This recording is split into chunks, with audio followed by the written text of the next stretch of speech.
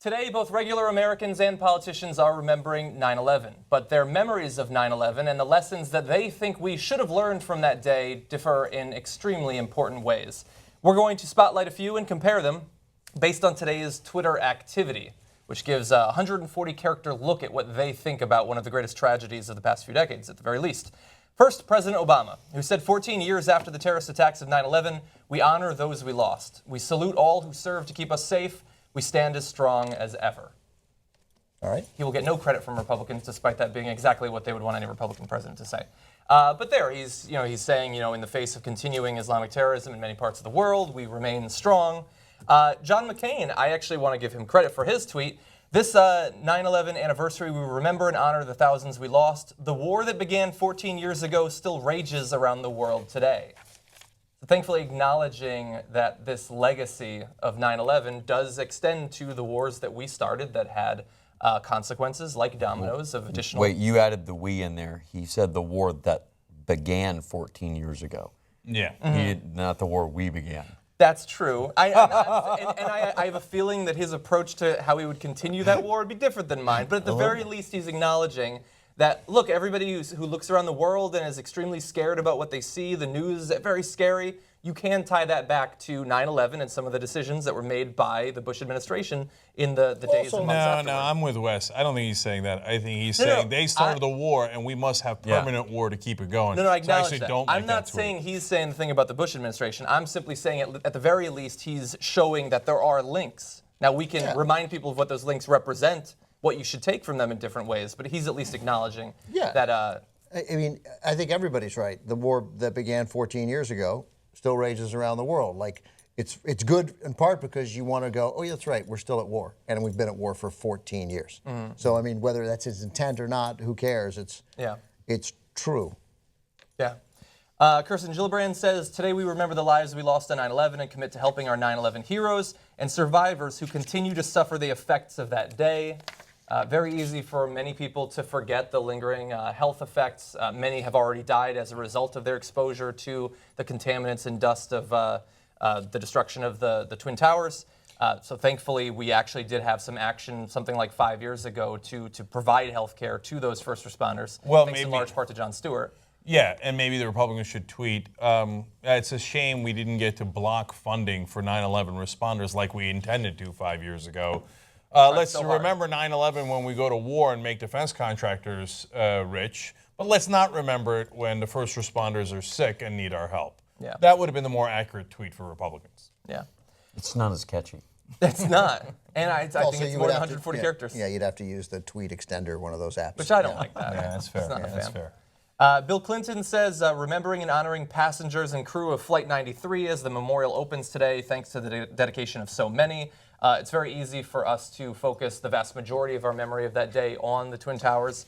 And in terms of the total numbers of lives lost, that makes some sense, but it was not restricted to just New York City. I just want to talk about Bill Clinton for a brief moment because I find his existence out of the campaign shocking. I mean, I know he's campaigning, but he is not a general topic of conversation.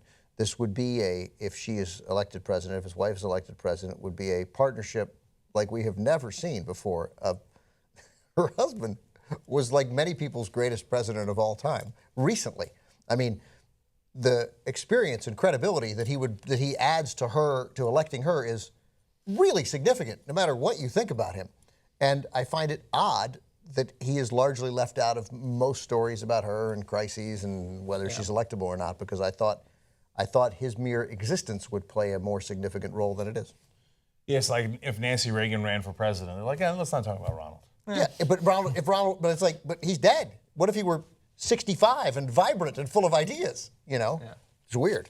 Yeah, that wasn't even largely true in the 80s. But yeah, so we also have Rick Santorum. He says, the fitting tribute to the 9/11 victims is to at least be truthful about the enemy we now face, linking to an article about the apocalyptic brand of Islam around the world right now.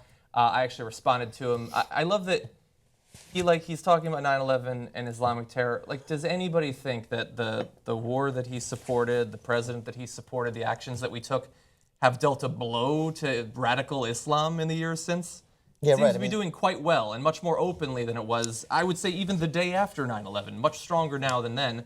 And he would continue to push policies that have so far continued to embolden and strengthen ISIS in a number of different ways. ISIS and Al-Qaeda and its various offshoots. I was watching Sam Harris yesterday on Dave Rubin's show. He had posted a 5-part interview with Sam. You come up. Really? Yeah, go figure. But, you know, and look, most of the time, to me, Sam Harris sounds like a reasonable guy. Most of the time, he's a very smart guy. And He is about he's a most things. thoughtful guy, yeah. And, but he said one thing about he was defending himself against the accusation that he has supported a first strike against a Muslim country with a bomb.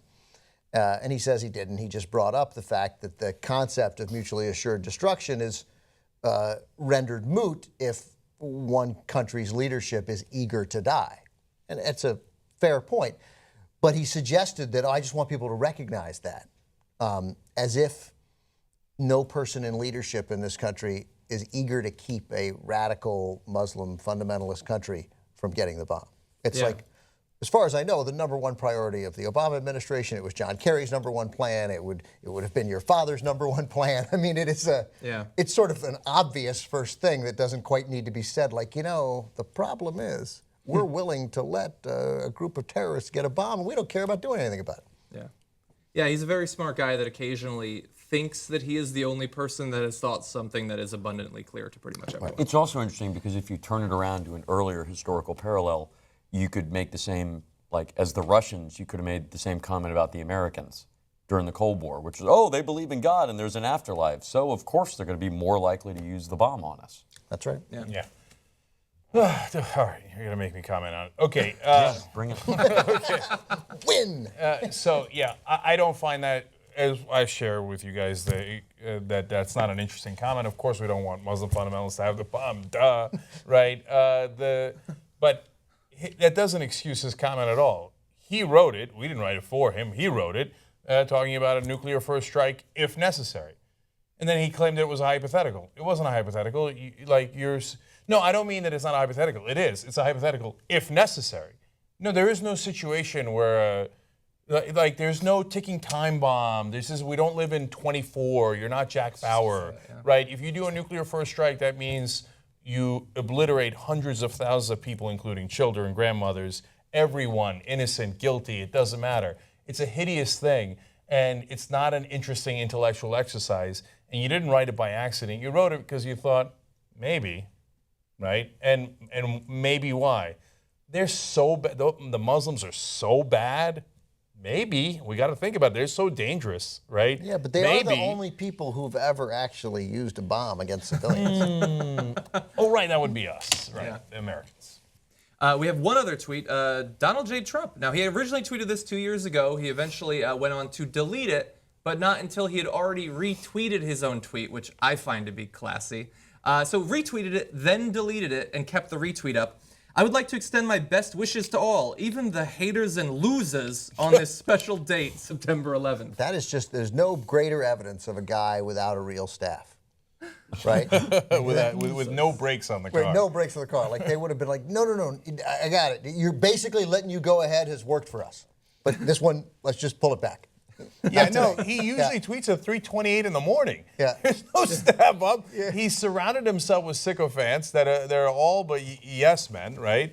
So who tweets that on 9/11? Right, first of all, this whole tweeting on 9/11 by the politicians is unbearable. Unbearable. Yeah, just spare us, okay? I know you care more than the other guy about 9/11. You care deeply. I know you wore the American flag on your lapel. Dude, we all care about 9/11. You trying to take ownership of it is repulsive. Yeah. Now, but the only way you could be more repulsive is if you do what Donald Trump did. And let me take this opportunity to talk about the people I'm opposed to and call them haters and losers, right? And by the way, who are the losers of 9/11? Right, yeah. I mean, if you're talking about it in the context of 9/11, that would be what Bush and Cheney, who were in charge and who let it happen. The victims? I mean, who are you talking about, haters and losers, right? So no, he's like, because 9/11 isn't about 9/11, it's about Donald Trump. That's right. It's a moment to say, yeah, 9/11. Let me just do a tweet about the people I don't like. The losers, haters, babies, dum-dum. There's not even nearly the most interesting thing about this, and John touched on it, and you know how I feel about this. There is nothing more outrageous than retweeting your own tweet.